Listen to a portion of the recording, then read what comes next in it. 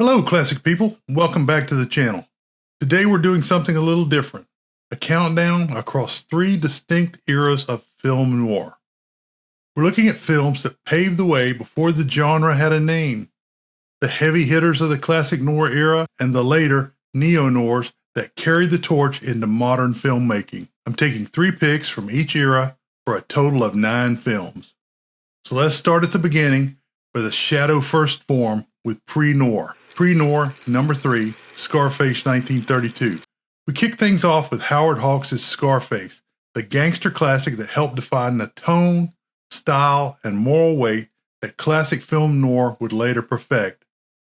Paul Muni's electric, dangerous performance practically sweats ambition, and the film's dark humor, stylized violence, and twisted moral compass all feel like a blueprint for the cynicism and grit that film noir would fully embrace a decade later. This one is pre-code, fast, raw, and full of the kind of energy that makes you realize Hollywood wasn't nearly as polite as people assume. This film features an early non-monster role for Boris Karloff, and if you're a fan of Scarface 1983, you will find it borrowed extensively from the earlier film. Pre-Noir number 2, The Petrified Forest 1936. Leslie Howard, Betty Davis, and Humphrey Bogart lock horns in a tense desert drama that pushes mood and fatalism to the forefront. Bogart's gangster, Duke Mantee, is the real turning point, and it is the performance that convinced Warner Brothers he could carry heavier, darker roles. With its themes of disillusionment,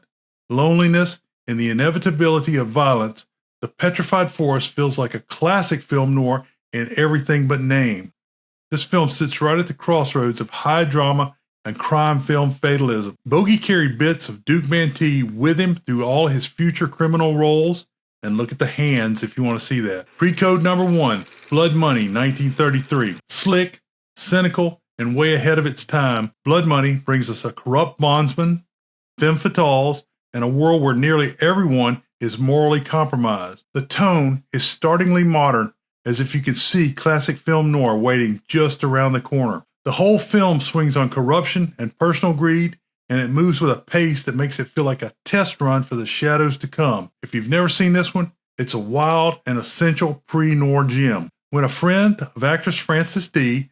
chided her for playing a prostitute in Blood Money, she replied, quote, "I played a masochist, nymphomaniacal, kleptomaniac, not a prostitute," unquote. Classic film noir number 3, Sunset Boulevard 1950. Some people argue it's more of a gothic Hollywood melodrama than a film noir, but the paranoia, desperation, and madness are pure film noir through and through.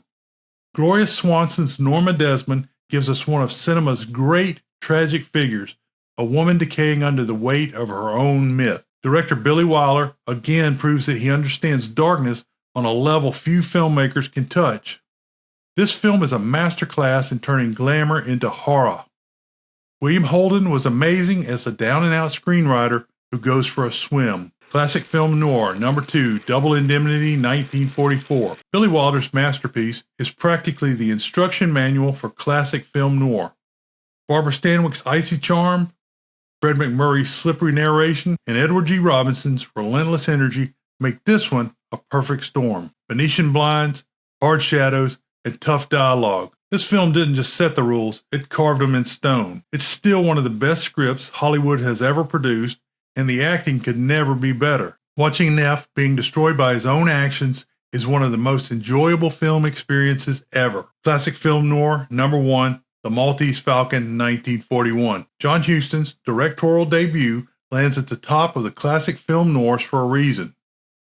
Bogart's Sam Spade defines the noir detective, cynical, sharp, and just moral enough when it counts. Sidney Greenstreet, Peter Lorre, and Elisha Cook Jr. elevate every scene they're in, and the tight plotting keeps you hanging on every word. This film has everything that people love about classic film noir: the shadows, the hard-boiled attitude, and the femme fatales. This film is the moment that classic film noir arrived fully formed. Neo-Noir number 3, The Friends of Eddie Coyle 1973. Gritty, cold, and unflinchingly human. Robert Mitchum delivers one of his best late career performances as a small-time hood caught in a tightening vice. This is a stripped-down, realistic side of Neo-Noir with no glamour, no romance, and just the consequences of bad decisions piling up. If classic film noir is stylized shadows, this one is concrete, gunmetal, and exhaustion. Peter Boyle plays a shocking bad guy. Neo-Noir number 2, The Yakuza, 1974. With a script by Paul Schrader and Robert Towne, The Yakuza blends American film noir sensibilities with Japanese crime film mythos. Robert Mitchum again brings a weary, world-beaten vibe, highlighting the next category of film noir. It's moody, atmospheric, and violent, with a hard emotional core tied to honor, guilt, and old debts. This film is a perfect cross-cultural noir, with Ken Takakura playing an honorable man with a big problem. Neo-Noir number 1, Reservoir Dogs, 1992. Tarantino used the film noir playbook with a stripped-down, heist-gone-wrong story. Sharp dialogue, unreliable narrations, and non-linear storytelling all snap together with a kind of confident style that marks a new era. Reservoir Dogs continue the film noir tradition of showing how criminals talk, think, and betray each other, but it wraps it all in the raw pulse of early 1990s indie filmmaking.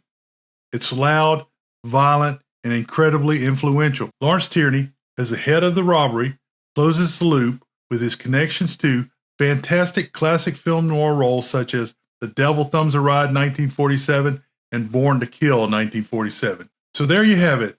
9 films, 3 eras, one evolving genre that refuses to die. Pre-Noir plants the seed, classic film noir perfects the formula, and Neo-Noir makes it modern, brutal, and unforgettable. You can find out more about this at my All Film Noir project, where I have cataloged almost 1,200 film titles by year, genre, and subgenre. Follow the link in the description to see the list. If you enjoyed this countdown, hit the like button, subscribe, and let me know which noir era you want me to dive deeper into next time.